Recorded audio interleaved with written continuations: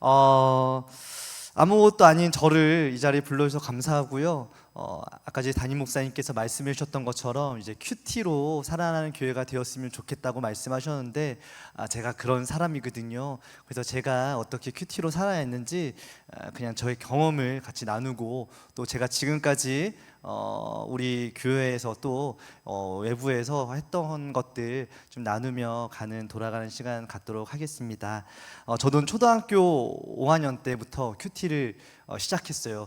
아까 전에 말씀하셨던 게 큐티 책 이거 혹시 보신 적 있으십니까? 이게 하고 계신 분들도 계시지요. 제가 잘 몰라서 그러는데 혹시 큐티 하고 계신 분들 한번 손 한번 들어 주시겠습니까? 많이 하고, 대부분 하고 계시는군요. 네네네네. 감사합니다. 저는 초등학교 5학년 때 큐티 모임을 처음 가게 됐어요. 지금의 저희 담임 목사님이시긴 한데, 그때는 이제 평신도 사역자님이셨거든요. 제가 어머니를 따라 초등학교 5학년 때부터 저희 집에서 그 교회까지 가는 거리는 40분에서 50분 사이가 걸렸어요. 그러면 7시 반부터 시작해서 10시 30분까지 3시간의 말씀을 들었거든요. 그리고 저는 이렇게 졸지도 못하고 꼿꼿이 허리를 펴고 그 말씀을 잘 들었습니다. 제가 초등학교 5학년이었는데 매주 토요일마다 저녁 7시 반부터 이렇게 10시 반까지 들었다라는 게 제가 택자여서 아니면은 이렇게 큐티 신동이어서 그랬을까요? 아니었어요. 제가 그렇게 할 수 있었던 건 저희 무서운 엄마 때문에 그랬습니다. 제가 엄마가 저의 고난인데 토요일만 되면은 전 놀지 못하고 그 시간에 와야 됐어요. 그 시간에 같이 와서 말씀 들으러 가고 말씀 끝나고 잘 돌아와야지 저는 혼나지 않을 수 있었어요. 저희 어머니는 좀 많이 힘드셨던 분이거든요. 저희 어머니는 그 변명이 있는데 경계성 인격장애라고 많이 어려우신 분이에요. 잘 모르시죠? 저도 몰랐어요. 근데 병원에서 정신과에서 말씀해 주시기를 길거리에서 경계성 인격장애를 만나면 뒤도 돌아보지 말고 도망쳐라 하는 게 경계성 인격장애 병의 특징이거든요.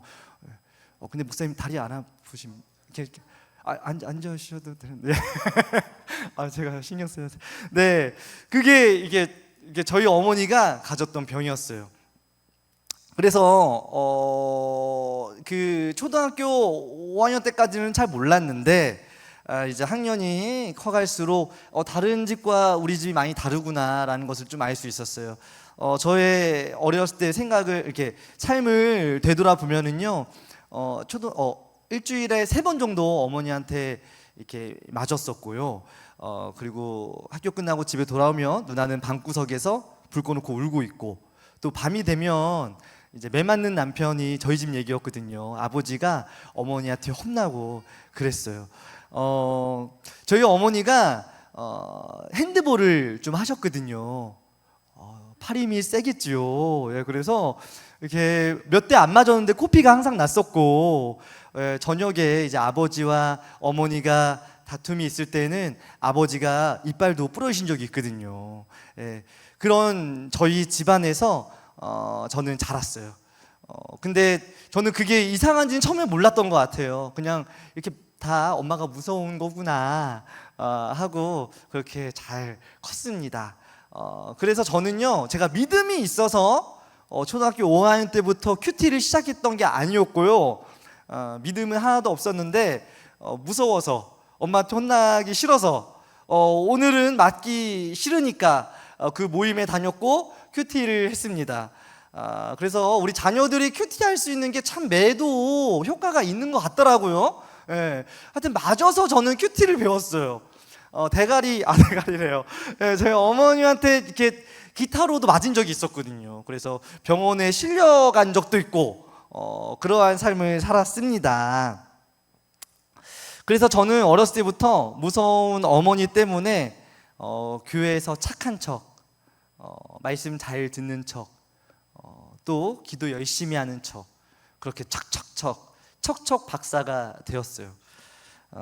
그렇게 밝은 척, 착한 척, 예의 바른 척 하는 모습이 저는 믿음인 줄 알았어요.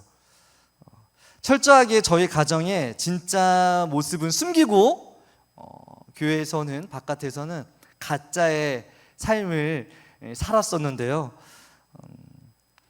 그 이유는 참 저희 어머니를 통해서 제가 신앙을 이어받았기 때문인데, 저희 어머니는 당대 신앙으로서 어머니가 어렸을 때 맞아가며 교회를 다니셨고, 교회도 돌멩이를 정말 옮기셔서 건축도 하셨고, 그렇게 당대 신앙으로 어머님은 자신의 하나님을 만나 저희 아버지도, 저희 누나도, 저도 그렇게 자신의 하나님으로 양육을 해주었죠. 모태신앙이 그러지 않습니까? 모태신앙으로 자라서 어머니의 하나님을 저는 이렇게 좀 믿었던 것 같아요.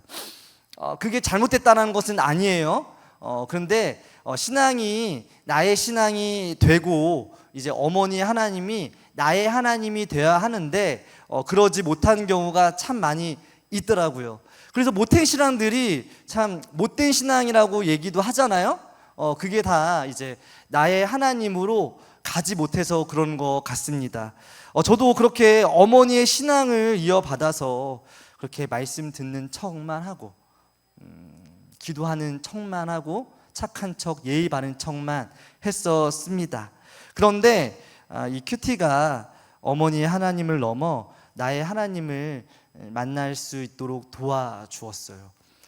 저는 초등학교 5학년 때부터 그렇게 쭉 큐티 모임을 5학년, 6학년, 중학교 1학년, 2학년 때까지 열심히 다녔어요. 아니, 맞기 싫어서 다녔어요. 그래서 항상 허리를 펴고 허리를 숙이고 졸면은 집에 갈 때 어머니한테 맞았었거든요. 그렇게 저는 큐티 모임을 다니기 시작했고, 어머니의 강요로 어린이 큐티 책도, 그때는 매일 성경을 제가 이렇게 큐티로 했었었는데요. 큐티인이 없었기 때문에 그 어머니가 큐티하라는 시간에 저는 그 큐티 책을 펴고 뭘 적었었냐면, 어머니가 오늘 나한테 했던 말, 그냥 일기처럼, 그냥 큐티하는 제가 3시간씩 들어도 제가 다 알겠습니까? 5학년이 뭘 알겠어요. 그냥 저는 그때부터 그냥 습관이 길어졌던 것 같아요. 어머니한테는 너무 감사해요. 그러니까 습관을 기르게 해줬거든요. 그래서 엄마가 나한테 어머니가 자주 하셨던 욕이 있었는데요, 갈아 마셔버리겠다라고 항상 해주셨어요. 전라도 분이셔서 그런지 과연 나는 무슨 맛일까? 그런 생각도 해보고 엄마가 오늘 나한테 갈아 마신다고 했다, 그렇게 큐티하고, 또 엄마가 오늘은 이렇게 나를 때렸다, 이렇게 나를 힘들게 했다, 이렇게 나를 욕하게 했다. 그냥 큐티책을 펴고 그냥 그렇게 적기 시작했습니다. 그런데 어느 날 그렇게 큐티를 계속 하다 보니까 목사님께서 해주셨던 말씀이 들리기 시작했어요. 그때 담임 목사님께서 저한테 해주셨던 말씀이, 그때 말씀으로 해주셨던 말씀이 좋은 부모 나쁜 부모 없고 예수 믿게 해준 부모가 최고다라는 말씀이었어요. 좋은 부모 나쁜 부모 없고 예수 믿게 해준 부모가 최고다. 그때가 이제 제가 고등학교 시절이었거든요. 제가 중학교 3학년 때 이제 우리들 교회라는 게 개척이 되어서, 그때의 집사님께서 목사 안수를 받으시고 목사님이 되어서 세워진 교회입니다. 그 교회를 다니면서 제가 고등학교 때 그런 말씀이 들리기 시작했어요. 그 말씀이 들렸던 시기는 제가 그렇게 엄마는 가해자, 나는 피해자, 엄마는 아픈 사람이니까, 그때는 어떤 그런 변명인지도 몰랐죠. 늘 왜 이렇게 화만 낼까, 왜 나를 때릴까, 이유도 모르고 원인도 모르고, 그래서 제가 할 수 있는 건 큐티를 했긴 했지만 나의 하나님이 되지 못했었기 때문에 그때에는 제가 할 수 있는 건 도망치는 거였거든요. 그래서 중학교 1학년 때, 고등학교 1학년 때까지 제가 밥 먹듯이 집을 나갔습니다. 집을 나가서 그런 엄마를 피해서 도망만 다녔어요. 그러던 중 저의 죄가 조금씩 보이기 시작했어요. 집 나가서 나쁜 행동들을 많이 했었거든요. 뭐 술, 담배는 기본적이고, 뭐 오토바이도 훔치고, 나쁜 친구들하고 어울리고, 그렇게 저의 나는 피해자라는 신분 때문에 나는 어쩔 수 없이 그런 삶을 살 수밖에 없어 라는 마음으로 그렇게 나쁘게 행동을 하다가, 아까 전에 말씀해 주셨던 거, 좋은 부모 나쁜 부모 없고 예수 믿게 해준 부모가 최고의 부모다. 나한테는 우리 엄마가 최고 나쁜 사람인데, 지금 내가 누구 때문에 교회에 다니고 있지? 내가 큐티를 잘 하진 못하지만 내가 누구 때문에 날마다 큐티를 하고 있지? 그때 말씀이 좀 깨달아지기 시작했어요. 그전에도 집을 나가면, 친구네 집에 가면 제가 힘들었던 걸 그 아줌마한테 얘기하면요, 그 아줌마가 우리 엄마 계모라고 막 뭐라고 했었거든요. 그리고 막 아줌마랑 저희 엄마랑 막 싸우기도 하고 전화로. 제 친구도 다 저희 엄마는 나쁜 사람으로 다 찍혀 있기도 하고, 또 저 잡겠다고 제 친구도 막 때려가면서 어머니가 좀 그렇게 보이셨거든요. 근데 좋은 부모 나쁜 부모 없고 예수 믿게 해준 부모가 최고라는 거예요. 참 너무 신기하지 않습니까? 저는 그 엄마가 사실 너무 밉기 때문에 엄마가 믿는 하나님 교회를 가지 않는 게 맞는데, 근데 그 안 가면 더 무서운 엄마 때문에 제가 다닐 수밖에 없게 되었고, 그런 엄마가 무섭지 않았으면, 엄마가 날 때려주지 않았으면 내가 교회를 다녔을까? 내가 큐티를 할 수 있었을까? 제가 그때부터 어머니 하나님이 저의 하나님으로 바뀌게 되었던 것 같아요. 그때부터 제가 말씀 보는 게 이제 엄마의 욕이 아니라 나에게 해주시는 말씀으로 들리고 받아 적기 시작했어요. 그래서 오늘 나에게 해주시는 말씀이 무엇인가, 내가 오늘 이 말씀을 깨닫고 무엇을 적용해야 하는가, 내가 무엇을 회개해야 할까.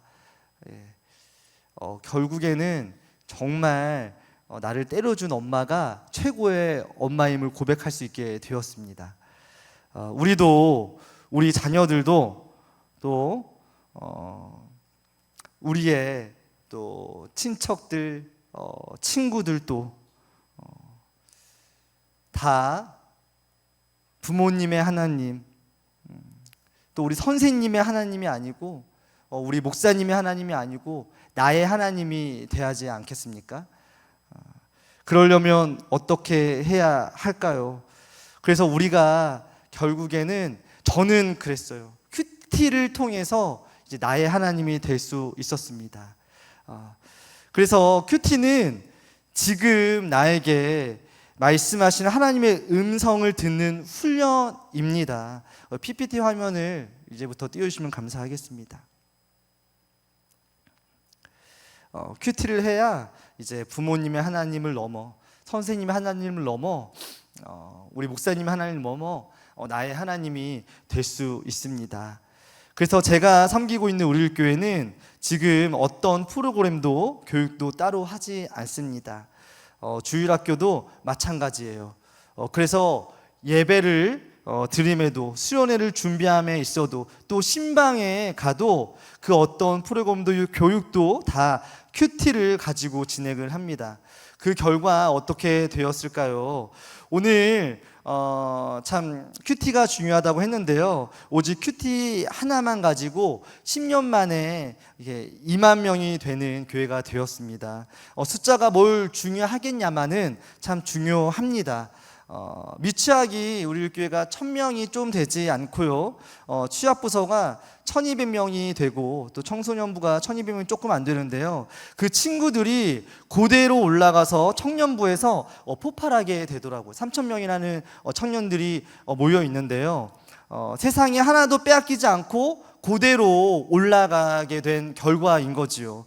숫자가 왜 중요하냐면, 어렸을 때부터 부모님을 따라 교회에 수 있지만 나의 하나님이 되지 않으면 결국에 내 자아가 자라나면 다 세상으로 떠나가게 되어 있거든요. 그래서 교회에 참 다음 세대들이 많이 줄어들고 있지요. 청년도 마찬가지고요. 그래서 큐티를 해야 합니다. 큐티를 하면 세상의 다음 세대를 빼앗기지 않을 수 있어요.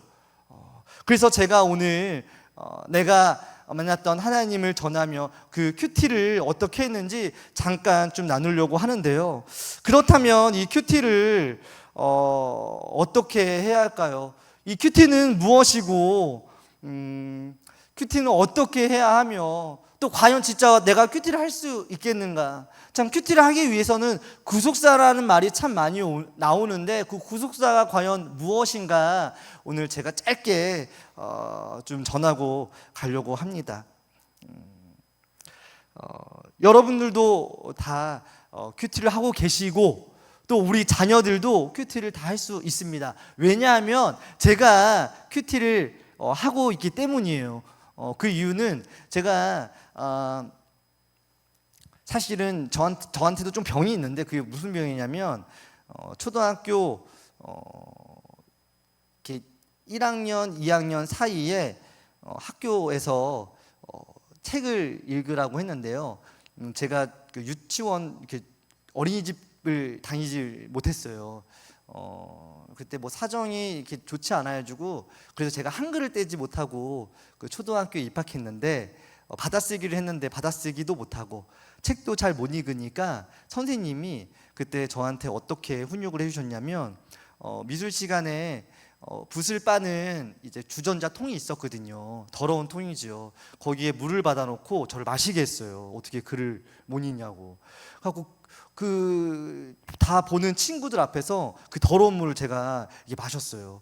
그때부터 제가 글을 못 읽겠더라고요. 받아쓰기는 그래도 뭐 그 이후에 충격받아서 열심히 공부해서 받아쓰기는 어느 정도 했지만 이렇게 글을 못 읽게 되었어요. 난독증이라고 하죠. 저한테는 난독증이 있어요. 그런 제가 이렇게 큐티를 한다는 것은 좀 기적적인 일이거든요. 큐티하려면 글을 읽어야 되잖아요. 사실 저는 책 한 권을 읽어본 적이 없어요. 근데 초등학교 5학년 때부터 그래서 큐티하는 게 참 쉽지 않았는데 제가 그런 난독증인 제가 큐티를 하고 있다는 것은 그 누구도 큐티를 할 수 있다는 증거 아니겠습니까? 그래서 이 난독증도 저한테 하나님 주신 선물이라 생각을 하고요. 우리 초등학교 취합부 친구도 제가 취합부를 계속 섬기고 있는데 취합부에서도 우리 또 난독증인 친구가 있어요. 제가 약재료가 되는 거죠. 나도 난독증인데. 또 저의 약재료는 어머니 아니겠습니까? 힘든 어머니.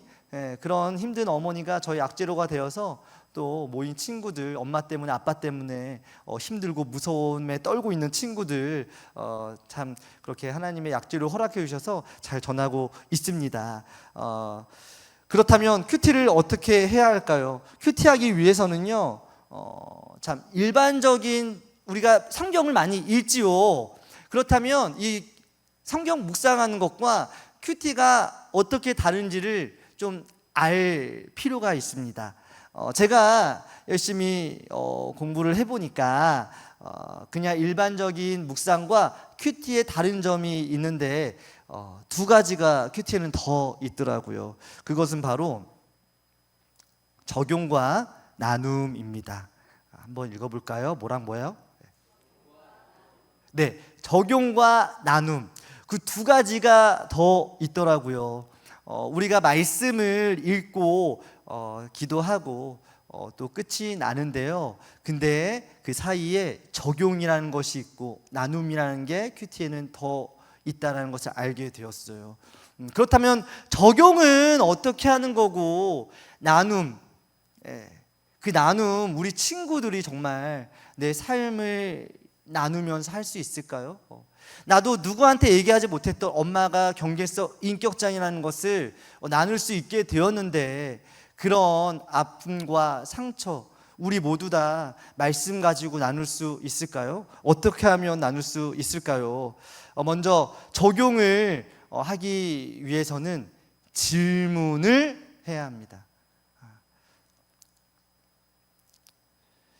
나에게 질문을 하고 우리 자녀에게 질문을 하고 우리 친구들에게 질문을 해야 합니다.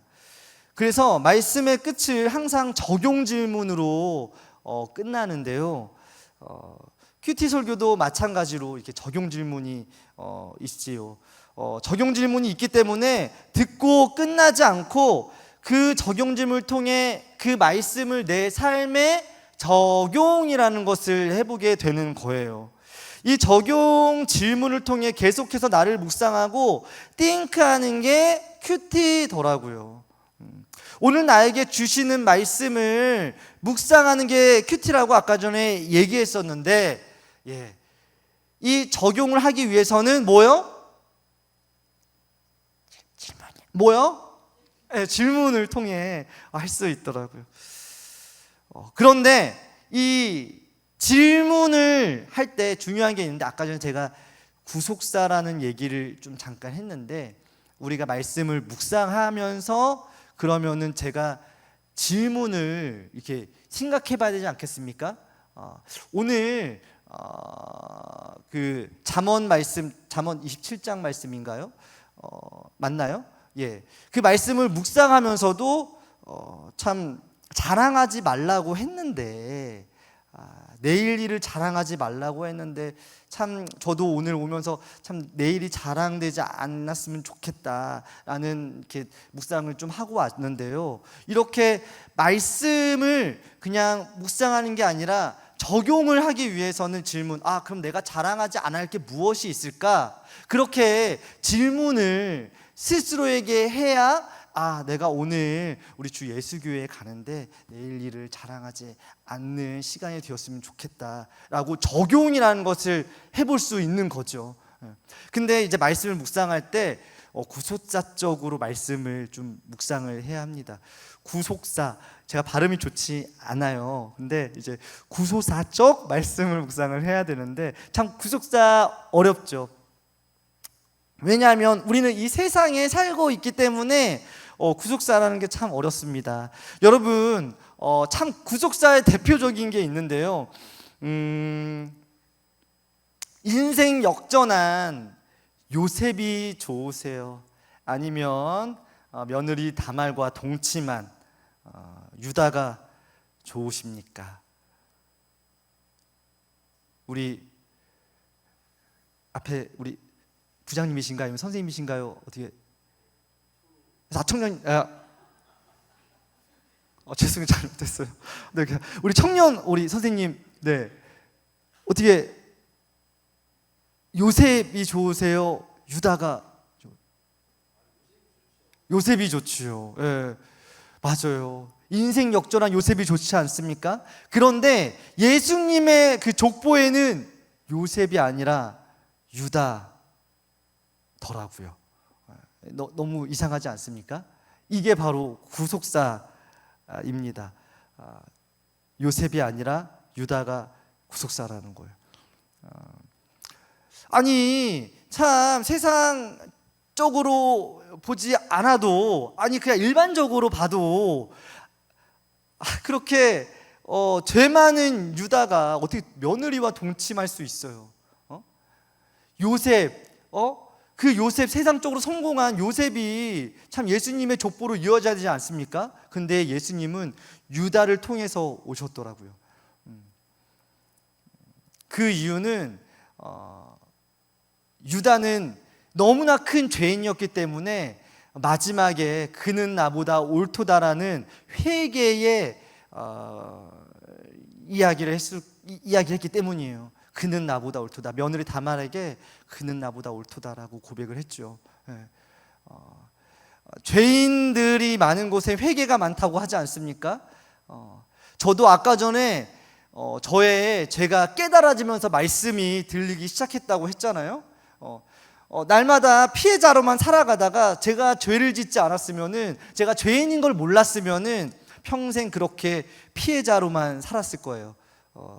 그런데 내 죄를 깨닫게 되니까 말씀이 들리고, 내가 가해자일 수 있겠구나. 엄마한테 내가 엄마한테 얼마나 답답하게 행동했으면 엄마가 나를 이렇게 때려줄 수밖에 없었을까.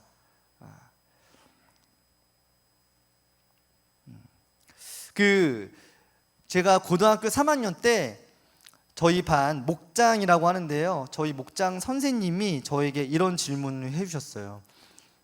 그때 본문 말씀이 예수님께서 제자들의 발을 씻기는 말씀이었어요. 너무나 잘 아는 말씀이죠. 예수님께서 제자들 발을 씻겼는데 선생님이 저에게 이런 질문을 해주셨어요. 용호야, 오늘 예수님이 제자 발을 씻겼는데 넌 누구의 발을 씻길 수 있겠니? 제가 고민하고 있자 선생님이 저에게 엄마의 발을 씻기면 어떠겠니? 라고 물어보시는 거예요. 저의 스토리를 다 알고 계신 선생님이었어요. 그래서 제가 웃으면서 좋은 웃음이 아니라 진짜로 비웃으면서 제가 한 말이, 선생님, 제가 거지 발은 씻겨도 엄마 발은 죽어도 못 씻겨요. 그랬어요. 그때까지만 해도 제가 피해의식에 많이 사로잡혀 있었거든요. 근데 집에 가고 하루 이틀 3일이 지나는데 선생님의 그 질문이 머릿속에 떠나지가 않는 거예요. 여러분, 좋은 질문은요 이렇게 계속해서 생각하게 해주는 질문이더라고요. 내가 이거를 적용하지 않으면, 이 질문에 적용하지 않으면 이게 내 머릿속에서 떠나가지 않을 것 같아서 제가 3일 만에 적용을 했습니다. 그냥 적용만 했어요. 그냥 화장실에 가서 엄마 잠깐만 들어와봐, 잠깐만 앉아봐, 양말 벗기고 발 씻기고 그리고 수건으로 닦고 그냥 방으로 들어갔어요. 저는 그냥 적용만 했거든요. 야, 근데 이제 세상에서 얻을 수 없는 그 위로와 안식을 그때 처음 누릴 수 있었어요. 참 나는 그냥 적용만 한 것뿐인데, 야, 내가 왜 이때까지 이렇게 괴롭게 살았나. 남들은 똑같이 나를 그냥 좋아해주고 있는데 그때 이후로 사람들의 사랑이 너무나 느껴지는 거예요. 야, 그때 깨닫게 된 게, 야, 그냥 나는 살아가면서 말씀에 적용만 하면 되는구나. 내가 잘났던 못났던 나는 그냥 오늘 나에게 주신 말씀을 묵상하고 믿고 그대로 적용만 하면 하나님께서 나를 절로 이끌어 저절로 이끌어 가시겠구나라는 것을 깨닫게 되었어요. 그때부터 그 첫 번째 적용이 너무 힘들고 어려웠었는데 그때부터 적용이 쉬워지더라고요. 그때 깨달은 게 있으니까 너무 쉬워졌어요. 그래갖고 제가 또 대학교 들어가서 그때 한 교수님 만났는데 교수님이 저에게 날마다 그 수업 시간에 저한테 했던 말씀이 용호는 지금 엄마한테 사랑한다고 보내세요. 문자 보내세요. 그러는 거예요. 참 인생 가운데 참 신기한 관계들 만나게 해주시죠. 그때도 그냥 적용만 했어요. 사랑합니다. 그냥 사랑합니다만 딱 보내고, 존경합니다만 딱 보내고. 근데 그 적용이 처음에 제가 발을 닦지 않았으면 이 적용조차도 못했을 것 같아요. 그 첫 번째 적용이 정말 어렵지. 그 다음 적용들은 너무나 이렇게 그렇다고 너무 쉽다고는 또 표현할 수는 없지만 그래도 할 수 있게 되었어요. 나는 적용만 하면 그때부터는 하나님이 역사하시는 게 있구나, 회복하시는 게 있구나. 네. 그때부터 서서히 엄마와의 관계는 참 좋아졌는데, 참 제가 결혼한 지 6년이 되었는데 저희 저희 아내와 어머니와의 관계는 아직 큐티가 더 필요한 것 같아요. 참 쉽지 않아요. 여튼 믿는 우리는 세상을 살아갈 때 이 구속사가 너무나 중요한데 참 우리는 세속사로 살아가고 싶을 때가 참 많이 있죠. 예수님 믿으면 복 받고 교회에 나가면 축복해 주실 거고 기도 열심히 해서 우리 자녀들을 축복받게 했으면 좋겠고 그래서 수능 기도에 이렇게 100일 기도도 하고 그러지 않습니까? 좋은 대학 보내기 위해서.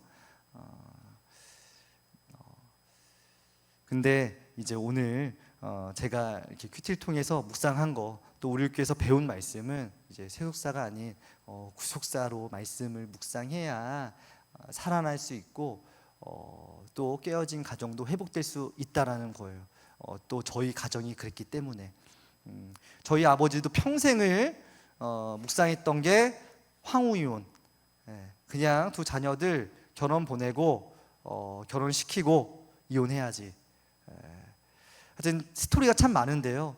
여튼 지금까지도 부모님 두 분은 잘 계시고 이혼하지 않고 계시고 저희 누나도 교회에서 잘 결혼했고 저도 이렇게 목사가 되었지 않습니까? 그러니까 구속사로 이 큐티가 저희 가정을 살린 게 진짜 맞지요. 또 저도 그런 사역에 동참하고 있습니다. 우리 가족이 세상에서 잘 먹고 잘 사는 것보다 구원의 역사를 써내려가는 것이 좋지 않겠습니까? 우리가 가르치는 우리의 친구들도 우리 학생들도 당연히 좋은 대학 가고 커서 좋은 사람 돼야겠지요. 하지만 구원의 역사를 써내려가는 그런 학생들로 자라나야 되지 않겠습니까? 아무리 잘나면 뭐예요? 다 세상에 빼앗기고 떠나가는데 아무리 못나더라도 내 죄를 회개하는 그 한 사람은 하나님이 찾고 계시잖아요. 그렇게 구원의 역사를 써내려가는 우리 모두가 되었으면 좋겠습니다. 그래서 구원을 바라볼 수 있는 구속사적 말씀 묵상을 통해서 우리는 질문을 할 때 적용이라는 것을 할 수 있어요. 큐티의 꽃은 적용이거든요. 그 적용을 하기 위해서는 어떻게 해요? 퀘스천, 질문을 해야 합니다. 나에게, 스스로에게, 우리 친구들에게, 우리 자녀에게 말씀을 묵상하고 질문을 해야 해요. 큐티는 두 가지가 있다고 했어요. 지금 제가 적용을 이야기했죠. 또 한 개가 뭐가 있다고 했죠? 나눔이 있다고 했죠. 과연 우리 친구들이 그러한 나눔을 할 수 있을까요? 할 수 있습니다. 어떻게 우리 친구들이 적용 질문을 가지고 나눔을 할 수 있을까요? 우리 목장, 그러니까 그 셀 모임이라고 합니까? 모임을 할 때 질문들을 하지 않습니까? 우리 자녀들이, 우리 친구들이 잘 대답하나요? 몰라요. 그런 얘기 참 많이 하지 않습니까? 몰라요. 빨리 끝내주세요. 그런 얘기 많이 하지요. 네, 아니요밖에 얘기 안 하고요. 그렇죠? 그럴 수 있지요. 마음이 열리기 전까지는 충분히 그럴 수 있다고 생각합니다. 저도 그랬었고요. 하지만 우리 친구들도 나눔을 할 수 있습니다. 어떻게 하면 나눔을 할 수 있을까요? 이 나눔을 할 수 있는 방법은 먼저 할 때, 내가 먼저 나눌 때 우리 친구들도 나눌 수 있더라고요. 사역자가 먼저 나누고 선생님이 먼저 나누고 부모인 우리가 먼저 나눌 때 우리 친구들도 나눌 수 있습니다. 그래서 항상 먼저 나누는 게 중요해요. 아무 이야기나 먼저 나누라는 것이 아니라 내 감정, 내 사건, 내 간증, 그렇게 내 이야기를 하라는 거예요. 오늘 뭐 먹었어? 이번 주 뭐 하고 지냈어? 좋죠. 하지만 내 이야기, 말씀을 통해서 적용을 해야만 할 수 있는 내 이야기를 먼저 나눠야 하는 것입니다. 제가 제주도를 그러니까 한 4년 전인데 제주도를 다녀온 적이 있어요. 그때 어린이 큐티 세미나를 하기 위해서 제주도를 간 적이 있는데요. 그때 그곳에서요, 한 40명의 친구들이 모였던 것 같아요. 근데 그때 사역자님이 얘기해 주셨어요. 여기 있는 친구들은요, 사실 도민들은 반밖에 안 되고요, 반이, 그러니까 20명이 제주도에 살고 있는 친구들이고 그 반은 방학이면은 할머니가 있는 곳으로 이거 보내진 아이들이에요. 부모님이 깨어진 가정 때문에 방학이 되면 오는 친구들도 있고요, 또 아예 몇 달 살지도 모르는 그런 온 아이들이 많아요. 한마디로 가정이 많이 깨졌고 힘들어요. 막 그렇게 나눠주었어요, 저한테. 그리고 이제 그때부터 큐티 세미나를 시작했고, 또 저의 전공 과목이 뭐가 엄마 아닙니까? 하나님이 허락해 주시는 저의 약재료요. 엄마 이야기를 주장창 잘해줬지요. 제가 어떻게 살아난 이야기, 우리 엄마가 어떻게 무서웠고, 엄마가 나를 어떻게 때렸고, 그런데 그 과정 속에서 내가 말씀을 어떻게 들렸고 그때 나눴던 이야기들을 함께 전했어요. 그렇게 제가 지금도 저희 취학부 설교할 때 오늘 말씀 가지고 제가 어떤 적용을 했는지 어떤 나눔을 하는지 저부터 먼저 나누고 우리 친구들이 나와서 나눔을 하거든요. 그렇게 내가 먼저 나누게 되니까 그때 제주도 처음 만났는데 그때 아이들 마지막 날 이제 아이들 간증 페스티벌 같은 것을 했는데요. 아이들이 하나둘 나와서 자기의 힘든 이야기들, 깨진 이야기들을 눈물로 고백하더라고요. 그때 저도 많이 은혜를 받았고 눈물로 정말 기도를 하는 시간이 되었습니다. 그때 깨달아진 게 나눔 누구나 다 할 수 있는 거구나. 어딜 가서나 할 수 있는 거구나. 먼저 나눌 때 내가 먼저 친구가 나눠줄 때까지 그게 언제가 되었든 간에 먼저 나누다 보면 그 친구들도 나눌 수 있구나를 깨달을 수 있게 되었어요. 그렇다면 오늘 우리 같이 좀 큐티 해보는 시간을 가졌으면 좋겠습니다. 시간이 너무 많이 지났는데 좀 빨리 제가 끝내도록 하겠습니다. 이번 주 말씀을 보면서 같이 큐티를 봤으면 좋겠어요. 큐티에는 뭐가 있다 그랬죠? 우리 큰 소리로 얘기해 주시면은 너무 좋을 것 같은데 제가 사탕이라도 좀 준비해서 좀 드렸으면 좋았을 텐데 사탕을 준비를 못했네요. 예. 그 큐티에는 뭐가 있다 그랬죠? 적용과 나눔이 있다고 그랬어요. 맞아요. 그렇다면 먼저 적용을 어떻게 하는 거라 했죠? 질문을 통해서. 너무 잘 듣고 계시는군요. 감사합니다. 예. 먼저 제가 어린이 큐티인을 가져왔어요. 이곳에 미취학 섬기고 계시는 분 한번 손 들어 보시겠습니까? 예, 우리 둘, 셋, 넷, 5분 정도, 6분 정도, 7분 정도 계시는 것 같고, 우리 취학부를 섬기고 계시는 우리 선생님들, 네, 취학부 반갑습니다. 제가 취학부잖아요. 네. 그리고 우리 청소년부, 네네네, 청소년부, 우리 또 청년부도 있나요? 없습니까? 감사합니다. 네. 하여튼 청소년하고 취학 이렇게 미취학 다 있기 때문에 그냥 제가 저 편하자고자 그냥 취학구로 한번 좀 보도록 하겠습니다. 한번 그 어린이 큐티인이 없으시죠? 이번 주 했던 거 월요일 큐티 본문을 가지고 좀 같이 질문이라는 거, 적용이라는 것을 한번 뽑아보았으면 좋겠습니다. 6월 16일 월요일 본문인데요. 우리 제목을 큰 소리로 읽어보겠습니다. 시작. 배려하는 마음을 가져요. 자, 여러분, 우리는 제목을 통해서도 질문을 할 수 있어요. 그렇죠? 네, 배려하는 마음을 가져요. 배려하는 마음을 가지고 있나? 나는 배려하는 마음을 가지고 있나? 네. 그렇게 질문을 해볼 수도 있겠죠. 또 최근에 어떤 배려를 했었나? 네? 어떤 배려를 받았나? 우리 제목을 가지고도 많은 질문들을 해볼 수 있습니다. 배려하는 마음을 가지라고 했는데 나는 그럼 어떤 마음을 가지고 있나? 이런 질문도 해볼 수 있겠지요. 자, 그러면은 말씀이 좀 긴데 그 긴 말씀 중에 21절만 같이 좀 보도록 하겠습니다. 잠언 25장 21절 말씀만 한번 해볼 건데요. 한번 같이 읽어볼까요? 준비 시작.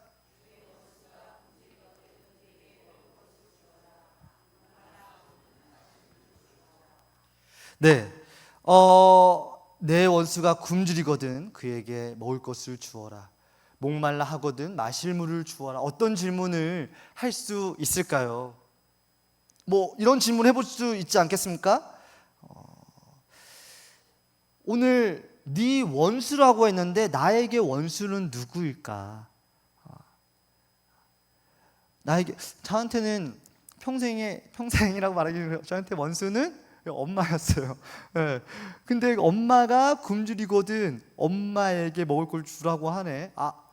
나한테 엄마가 원수인데 오늘 말씀을 통해서 엄마에게 먹을 걸 주라고 하는구나. 그렇게 내가 그 질문을 통해서 내가 그런 적용을 해볼 수 있지 않겠습니까? 그럼 나한테는 엄마에게 무엇을 참 주면 좋을까? 엄마가 정말 먹을 것을 뭐 원하시겠습니까? 안부 전화를 뭐 하는 게 먹을 거를 또 주는 걸 수도 있고, 네, 뭐 사랑을 드리는 게 먹을 걸 주는 걸 수도 있고요. 또 보니까 내 원수가 굶주리거든. 굶주리. 내 주변에 굶주린 사람은 누구일까? 원수가 아니어도 굶주린 사람은 누구일까? 그렇게 또 질문을 해볼 수 있겠지요. 그렇다면 먹을 것을 주라고 했는데 내가 줄 수 있는 건 무엇일까?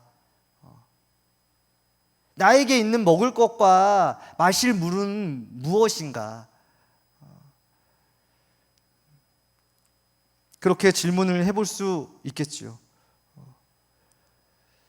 이 질문들이 참 처음에는 참 쉽지 않을 수 있어요. 그래서 큐티 책에, 우리가 큐티 해보신 분들 알겠지만 이게 질문들이 뒤에 해석이 나와 있고 질문이 나와 있지 않습니까? 그래서 어린이 큐티인에도 이런 질문이 있네요. 마음이 힘든 친구를 모르는 척했던 적이 있나요? 힘든 친구를 모른 척한 적이 있나요? 라고 질문을 이렇게 적혀 있어요. 그래서 우리 친구들은 이 질문을 통해 내가 모른 척했던 적, 내 친구가 어려움에 처해 있었는데 모른 척했던 적이 언제지 하면서 적용, 질문에 답을 하면서 적용이라는 것을 해볼 수 있게 되는 거죠. 그러면 어떻게 적용을 하게 됩니까? 그 마음이 어려웠던 친구에게 가서 한마디라도 더 할 수 있을 수 있게 되겠죠. 자, 한 번 더 그러면 우리 또 말씀을 좀 보도록 하겠습니다. 자, 이번에는요, 어제 큐티 본문 말씀 보기 전에 이제 적용은 질문을 통해 한다 그랬고 나눔은 먼저라고 했잖아요. 이 큐티 책에 보면 어린이 큐티 책도 마찬가지고 이 보석 간증이라는 게 나와 있어요. 이 친구들이 먼저 자기가 어떻게 적용하고 어떻게 말씀 묵상했는지 먼저 나누어 주는 거예요. 그러니까 이것을 보고 이것을 읽고 우리 친구들도 같은 나눔들을 할 수 있겠죠. 제가 읽어볼게요. 5학년 전희민이라는 친구예요. 제목을 욕심을 버리고 양보해요라고 했네요. 저는 친구 집에 자주 놀러가서 컴퓨터 게임을 했어요. 친구가 게임 방법을 알려줘서 나날이 실력도 늘었지요. 다른 친구도 그 친구 집에 가서 게임하고 싶어 했지만 저는 다른 친구에게 기회를 주지 않았어요. 친구 집에서 너무 놀다 보니 학원에도 늦고 안 한 숙제를 했다고 거짓말까지 했어요. 이웃집에 너무 들락거리지 말라는 오늘의 말씀이 저에게 주시는 말씀 같아요. 17절에 문자적으로라도 그렇게 적용을 한 거예요. 17절에 뭐라고 하면요, 이웃집에 너무 들락거리지 마라. 이 말씀을 가지고 이 친구가 너무 내가 친구 집에 들락거렸구나. 문자적으로라도 적용을 하는 게 어딥니까? 이기적으로 굴었던 제 모습과 거짓말한 죄를 회개했어요. 문자적으로라도 말씀을 묵상하고 적용을 해도 회개하면 장땡 아니겠어요? 또 친구 집에 너무 자주 가지 않도록 조심할래요. 그래서 적용으로 다른 친구도 놀러 갈 수 있도록 양보. 그러니까 그 친구 집에 자주 안 놀러 가야겠다는 얘기네요. 그렇죠? 게임보다 할 일을 먼저 할게요 라고 적용해 주었어요. 이렇게 먼저 나눠주는 친구들이 있으니까 우리 친구들도 나눌 수 있겠지요. 우리 한 개만 더 보도록 하겠습니다. 어제 큐티 본 말씀이에요. 제목을 한번 읽어볼까요? 준비 시작. 그럴싸하게 말하지만, 그럴싸하게 말하지만이라고 하는데요. 자, 잠언 26장 23절 28절까지 말씀을 24절 25절만 읽도록 하겠습니다. 우리 한 목소리로 읽어보겠습니다. 준비 시작. 악인을 품을 사람은 입술로는 그럴싸하게 말하지만 마음에는 독을 품고 있다. 그런 자가 듣기 좋은 말을 할지라도 믿지 마라. 7가지 혐오스러운 것들이 그 마음에 들어 있다. 네, 이 두 절을 가지고 어떤 또 질문을 우리가 해볼 수 있을까요?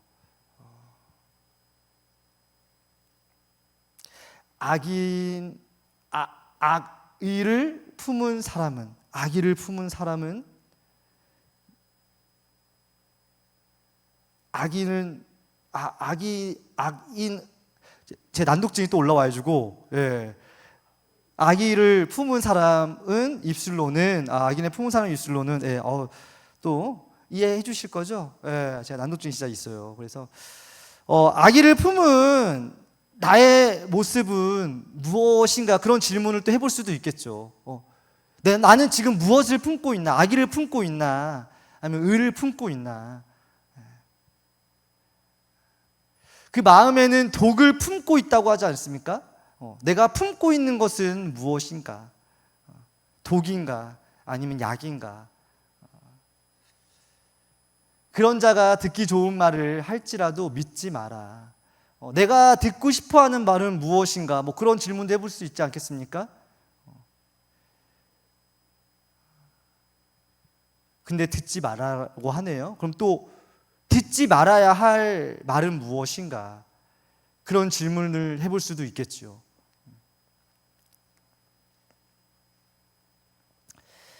또 내가 듣기 좋은 말은 무엇인가? 또 속지 말아야 할 말은 무엇인가? 뭐 또 그런 질문들도 해볼 수 있을 것 같습니다. 여기에도 마찬가지로 친구들이 질문을 해보는 게 어려울 수 있으니 적용 질문이 나와 있습니다. 속으로는 미워하면서 거짓말로 다른 사람에게 듣기 좋은 말을 한 적이 있나요? 말만 하고 있는 모습은 무엇인가요? 그렇게 나누고 있네요. 그리고 아까 전에 얘기했듯이 또 나눔, 시간이 없으니까 지나가도록 하겠습니다. 그렇게 이렇게 그때 당시에는 저는 큐티를 잘 몰랐기 때문에 이렇게 알려주는 사람도 없었고, 물론 그때 담임 목사님 통해서 배웠으면 되는데요. 그때 제가 참 들을 기가 없어서 그때 당시에는 참 듣지 못했었는데, 그래도 커가면서 큐티를 습관적으로 하다 보니까 말씀들이 들리고, 그렇게 큐티에는 두 가지가 더 있구나를 참 잘 배울 수 있게 되었어요. 큐티에는 두 가지가 있다고 했습니다. 뭐랑 뭐요? 적용과 나눔. 적용은 질문을 통해서 그렇게 말씀을 묵상하면서 스스로에게 계속해서 질문을 해보는 거예요. 왜 오늘 나한테 이런 말씀을 주셨을까? 그럼 나는 어떤 적용을 할 수 있을까? 그리고 그것을 꼭 나눠야 합니다. 그것을 나누지 않으면은요, 그 말씀이 기억 남지도 못하고요, 적용까지도 가지가 힘들어요. 적용한 걸 가지고 나눠야 나한테 그 은혜가 배로 되고요, 그 나의 적용으로 인하여, 그 나의 나눔으로 인하여 옆에 있는 영혼도 적용할 수도 있고 생각할 수 있게 되는 거예요. 그래서 큐티는 혼자 하는 게 아니라 함께 하는 거예요. 그래서 가족이 함께 큐티를 해야 되고, 우리 그룹이, 우리 공동체가 큐티해야 하고, 그래서 오늘 담임 목사님께서 우리 전 세대가 한 말씀으로 나아갔으면 좋겠습니다. 우리 전 세대가 아이부터 어른까지 한 말씀으로 나아갔으면 좋겠습니다. 이것은 프로그램이 아닙니다 라고 말씀해 주신 게 고로합니다.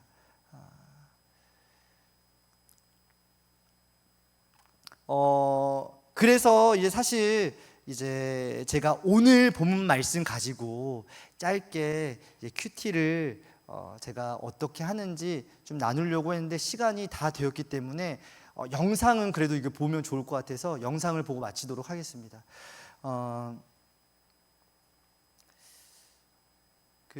우리 친구들이 어떻게 나누는지 수련회를 가지고 왔어요. 매주일마다 큐티를 하니까 아이들이 항상 말씀을 듣고 그 자리에 나와서 항상 나눔을 하거든요. 오늘 말씀을 가지고 미취학부터 청년까지 진짜로 말씀 가지고 다 작년까지 다 나눔을 합니다. 수련회 때 시간이 길기 때문에 이런저런 나눔들을 참 많이 하는데요. 이번에 청소년 23년도에 갔던 청소년부 수련회에서 나눔했던 것들을 제가 좀 보여드리도록 하겠습니다.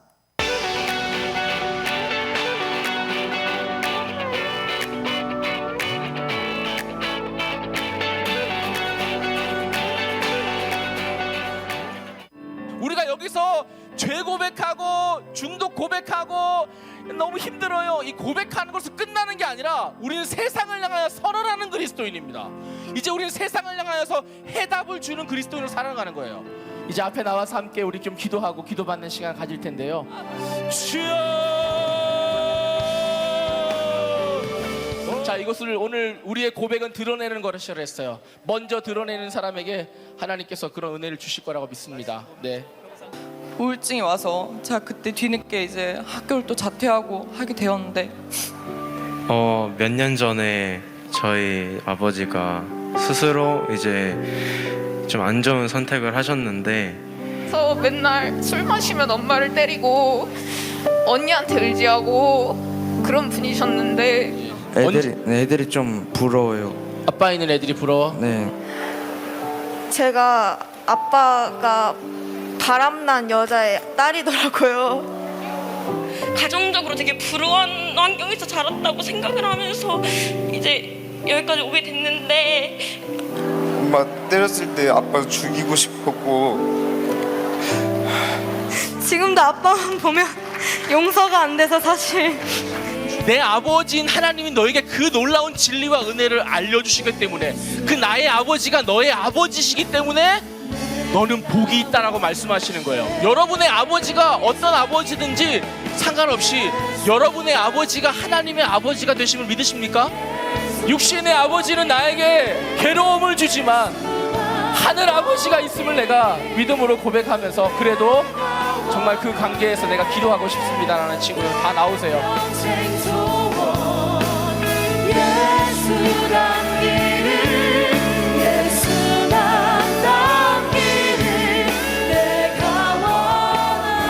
자, 우리 또 믿음의 고백을 할 친구 있어요? 네. 너희 엄마랑 언니는 아빠에 대한 증오가 좀 있으세요. 전에 아빠한테 당한 게 있었어서. 근데 저는 그거를 모른 채로 아빠를 진짜 사랑하면서 사랑받으면서 자랐거든요. 엄마랑 갈등이 일어나는 게 싫어서 엄마 따라서 아빠를 무시하는 게 어릴 때부터 습관이 돼서 이제 막 그래서 무시하고 미워하니까 너무 죄송한 거예요. 근데 저희 아빠가 중등부 교사신데 아빠한테 사랑한다고 얘기하고 싶어서 나왔어요. 아빠 너무너무 사랑해. 아빠 어디 있어요? 우리 딸한테 대답을 해줘야죠. 다시 고백을 해줘야죠. 딸이 고백을 했으니까. 사실 제가 이혼하고 재혼한 가정이에요. 그래서 우리 나연이는 재혼해서 태어난 딸이고요. 중간에 껴가지고 눈치 많이 보고 많이 불안해했고 그래서 저는 미안한 거밖에 없고 사랑해 고마워 해야죠. 사랑해 고마워. 네. 저희 아버지는 어렸을 때부터 혈기가 많으셨어요. 그래서 어느 날 맞다가 갑자기 정신을 깨어보니까 응급실에 있고 머리에는 피가 나 있고 그러는 거예요. 예. 그때 이후로는 아빠가 막 무섭고 오늘 말씀을 딱 들으니까 아빠가 저한테 용서를 해야 되는 게 아니라 제가 아빠한테 용서를 해야 된다는 걸 알았고. 아빠 누군지 얘기해도 돼? 네, 상관없어요. 아빠는 김정태 목사님이에요. 소환시켜야 되겠는데 빨리 오라고. 무릎 꿇고 사과하라고 지금. 네? 전화 한번 해보겠습니다. 그동안 짜증내서 미안해. 진짜 미안해.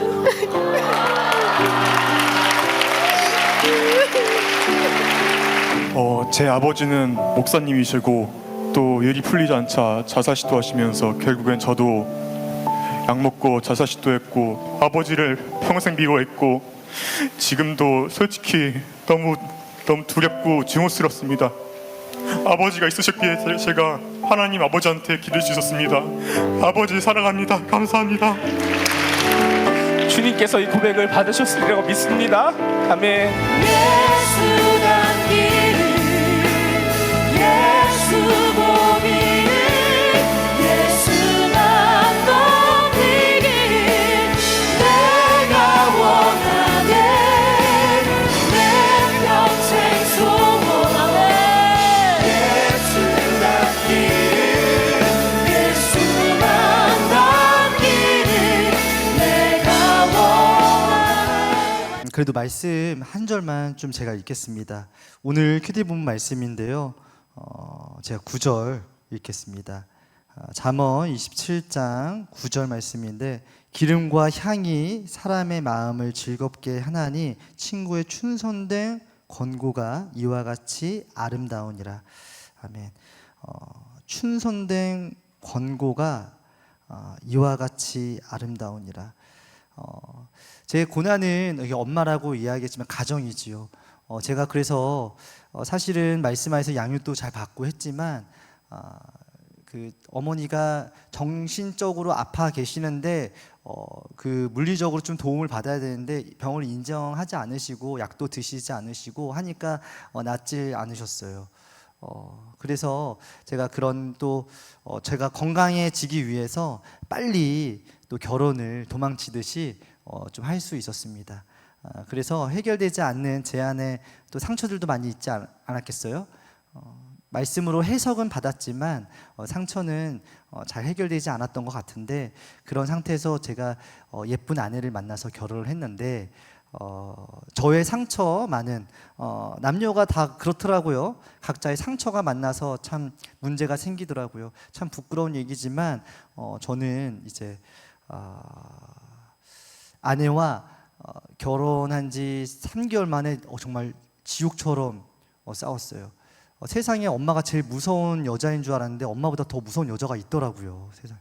결혼을 해보니까 깨닫게 됐어. 야, 엄마는 착한 사람이구나. 예. 그런데 오늘 말씀에 친구의 충성된 권고가 이와 같이 아름답다고 하는데요. 저는 1년이 되지 않아 아내에게 이혼 서류를 받았어요. 그리고 아내는 참 교회를 사모인데도 불구하고 가지 않겠다고 하고 목장도 나가지 않겠다고 하고 우리 가정에 위기가 찾아왔습니다. 그때 제가 가슴을 치면서 참 하나님께 부르짖었던 게 어떻게 하나님 나한테 똑같은 고난을 허락할 수 있냐. 내가 그렇게 너무나 괴롭고 아파했었는데 엄마를 넘어 또 이제 아내까지 이렇게 관계로 날 왜 이렇게 힘들게 하냐. 아내 때문에 힘들었었는데 더 힘들었던 것은 사람들이 볼 때에 똑같은 고난이 반복됐다는 것은 나한테 문제가 있지 않을까라는 이제 눈초리가 참 무섭기도 하고 싫기도 하고 인정하고 싶지가 않았어요. 결국에는 그런 아내를 통해 제가 한 사람을 이렇게 한 사람을 위해 노력하는 것을 좀 배우게 됐던 것 같아요. 엄마를 통해 훈련되지 않았던 것들이 있었고 아내를 통해서 잘 훈련을 할 수 있게 되었습니다. 그래서 저에게 오늘 말씀에 친구의 충성된 권고는 아름답다고 하는데 그 권고는 저에게는 이혼 서류와 같더라고요. 그 이혼 서류가 아니었으면은 저는 목사가 어머니께서는 저를 사역자를 만들어 주셨지만 이렇게 제가 목사로 설 수 있게 됐던 것은 저희 아내의 이혼 서류 때문에 저는 목사가 되었다고 생각을 합니다. 지금 스라에 딸 하나가 있고 꽁냥꽁냥 잘 지내고 있고 또 둘째를 열심히 나라를 충성하기 위해서 어떻게든 둘째, 셋째를 가져보려고 노력도 하고 있습니다. 여러분 오늘 뭐 이곳에 오시다가 만약에 교통사고가 났다고 한다면 그건 흉한 사건이지요. 하지만 이 사건으로 내가 회개하고 돌이킨다면 이 사건은 나에게 예수님이 찾아오는 기쁜 소식이 될 수 있지요. 이것이 구속사입니다. 내가 고난으로 내 삶에서 예수님이 오시는 사건이 된다면 고난은 저주의 사건이 아니라 축복입니다.